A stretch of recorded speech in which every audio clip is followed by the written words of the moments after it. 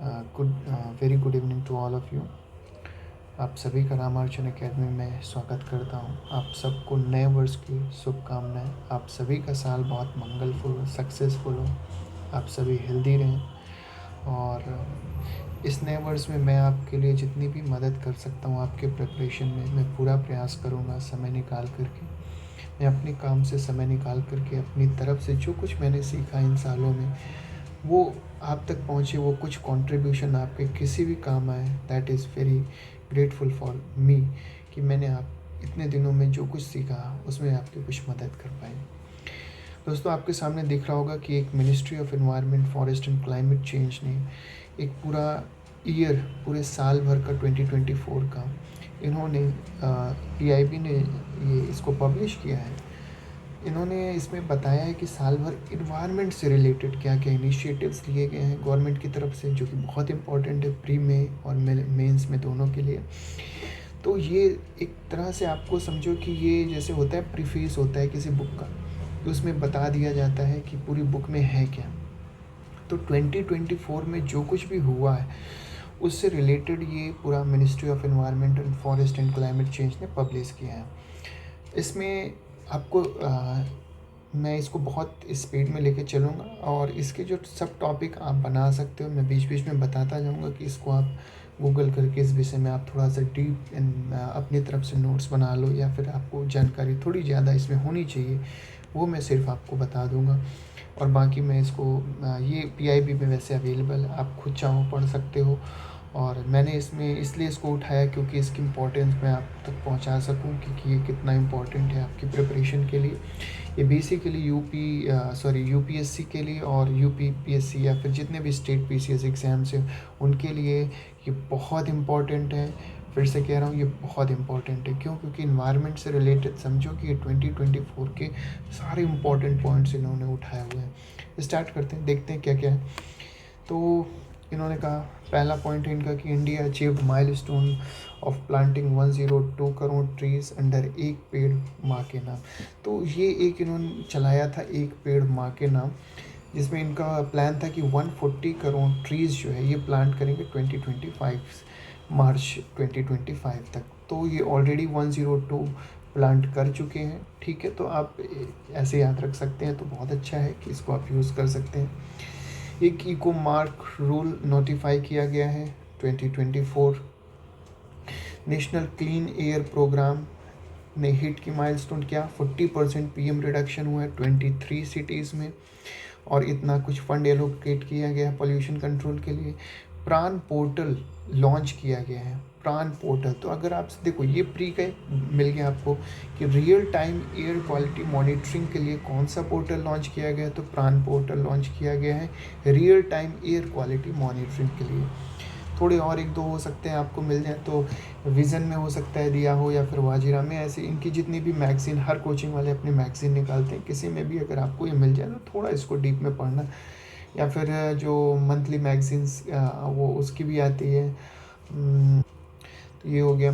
मिस्टी एक लॉन्च की गई थी, World Environment Day 2024 to restore mangroves and boost coastal sustainability. तो मिस्टी करके एक जो है स्कीम लॉन्च की गई थी। ये किसके लिए, किससे रिलेटेड है? मैनग्रोव से रिलेटेड है, और उसको रिस्टोर करना है ताकि कोस्टल से जो हमारे कोस्टल जितने भी स्टेट्स हैं वहाँ पर मैनग्रोव्स की रिस्टोरेशन हो सके। मैनग्रोव्स का बहुत इंपॉर्टेंट रोल होता है कि जब जो फ्लड्स वगैरह, जो समुद्र से लहरें आती हैं, जो सुनामी आती हैं, उन सब से क्या होता है कि ये एक बैरियर की तरह एक्ट करता है। ये जो कोस्टल एरियाज़ वहाँ पर जो जो समुद्र से आने वाली लहरें हैं उनको कंट्रोल कर सकता है, उनकी स्पीड को कंट्रोल करेगा, वहाँ से आने वाले फ्लो को करेगा। बहुत बेसिक समझो कि मिस्टी क्यों मैनग्रोव पे गवर्नमेंट ने मिस्टी जैसी एक जो है स्कीम लॉन्च की कि हमको रीस्टोर करना है, क्योंकि कहीं ना कहीं वो प्रॉफिटेबल है through out the coastal area. तो ठीक है, ये चीज़ समझ आ गई। नेक्स्ट चलते हैं कि डिग्रेडेड, ये अप्रॉक्सीमेटली इतना hectare degraded mangrove restored in 13 states released for the restoration. अच्छा, इतना इन 6 स्टेट, ये ठीक है। बायोलॉजिकल डाइवर्सिटी रूल्स 2024 नोटिफाइड हो चुका है अक्टूबर 2024 में।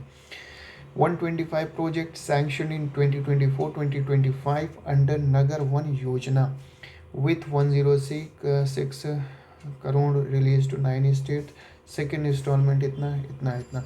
तो बेसिकली ये नगर वन योजना है क्या, क्यों इसमें इतने प्रोजेक्ट सैंक्शन किए गए हैं 2024 में, तो इसके बारे में थोड़ा सा हम जानेंगे. ठीक है.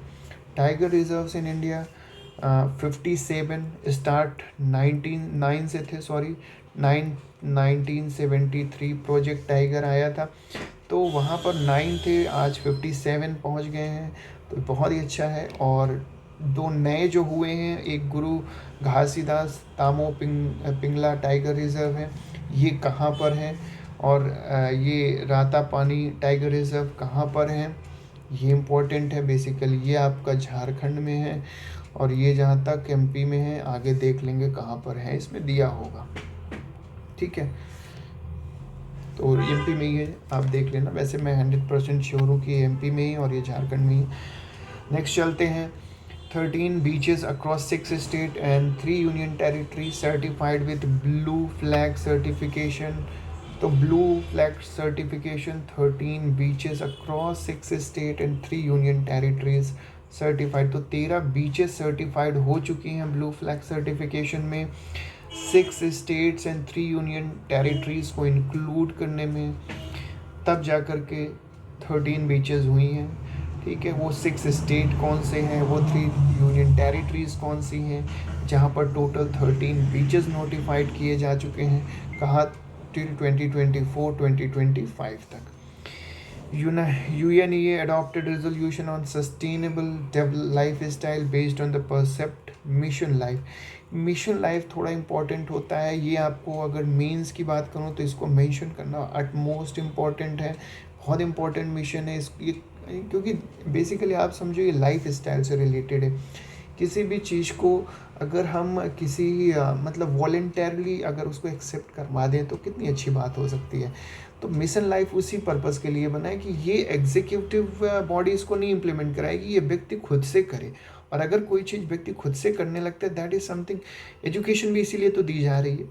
हम आप समझो कि ये शिक्षा देती है, एजुकेशन जितनी भी चीज़ें होती है इसीलिए कि बच्चा समझ जाए अगर, तो वो खुद से इन चीज़ों को करे. क्योंकि खुद से जब आप करोगे तो आप बेहतर तरीके से कर पाओगे, इफ़िशिएंसी ज़्यादा होगी. और मिशन लाइफ उसी का एक पार्ट है कि इन्वायरमेंट रिलेटेड आपकी लाइफ स्टाइल होनी चाहिए. कब आया, इसके थोड़े फैक्ट्स है वो आप देख लेना. India hosted 3rd wise of global south Summit 17th August 2024 with overarching theme and empowered global south of sustainable future. ठीक है, थीम याद रख लो तो बहुत अच्छा है. किसी भी स्टेट पीसीस के लिए इम्पोर्टेंट है, नहीं भी है तो कोई नहीं, आप ये याद रखो. ग्लोबल साउथ समिट जो है 2024 में इंडिया ने होस्ट किया. ठीक है, ये इम्पोर्टेंट है. India hosted the 3rd voice. ठीक है. तो अब यहाँ पर एक सेकेंड रुको, मैं बताता. तो हो गया थोड़ा सा, एक्चुअली काम आ गया था, फ़ोन आ गया था. अच्छा, तो मैं क्या कह रहा था, हाँ, 3rd voice of global south summit India ने होस्ट किया है. तो ठीक है, ये इम्पॉर्टेंट है कि इंडिया ने होस्ट किया है. और ये voice of global south summit है क्या, इसके कितने मेंबर हैं. बेसिकली ग्लोबल साउथ की बात ही हो रही है, तो सारी डेवलपिंग कंट्रीज़ ही आएंगी.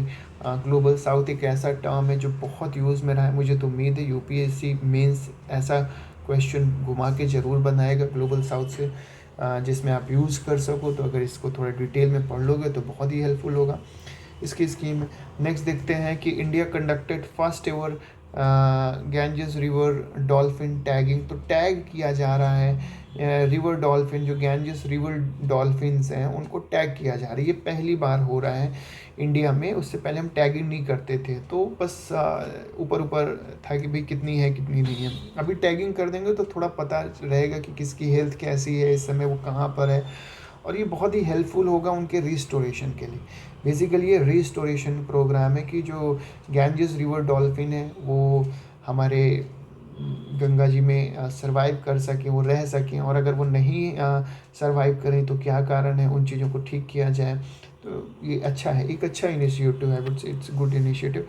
India state of forest report 2023 भी रिलीज़ हो चुका है, जिसमें forest tree cover accounting for 25.17%. देखो एक चीज़ याद रखना कि ये इम्पोर्टेंट है, हाँ, किसी भी एग्ज़ाम के लिए ये इम्पोर्टेंट है। ये 25.17% एक एक आप ये सोचो ना, पूरे ऑल ओवर इंडिया में कितना टोटल जियोग्राफिकल एरिया के उसमें फॉरेस्ट कितना है, तो 25.17, ये डेटा तो आपको याद ही होना चाहिए। ये बहुत ऊपर से सोचो, इसमें कोई डीप नहीं है, ये बहुत ही ऊपर से डेटा है कि आपके कंट्री में कितना परसेंट टोटल जियोग्राफिकल एरिया के कितने परसेंट में फॉरेस्ट है, तो 25.17%। ठीक है, ये पीआईबी दिल्ली ने किया है। इस हर एक पॉइंट की डिटेलिंग में जाऊंगा, बहुत लंबी वीडियो बन जाएगी। स्टिल अगर आप सपोर्ट करोगे, आप कहोगे कि हाँ ठीक है, हमें थोड़ा से ठीक लग रहा है आपके पढ़ाने की स्टाइल, या फिर हमें जानना है किसी भी एक टॉपिक पे, या ये जितने भी पॉइंट यहाँ पर मेंशन किए हुए हैं, अगर आप इंटरेस्टेड हो, प्लीज़ लाइक करो, शेयर करो और कमेंट करके बताओ कि हाँ आपको इन टॉपिक्स पे थोड़ी डीप एनालिसिस चाहिए। फिर मैं इस पे मेहनत करके बनाऊँगा, फिर आपके लिए भी हेल्पफुल होगा और मुझे भी अच्छा लगेगा कि आप लोग इंटरेस्ट लोगे।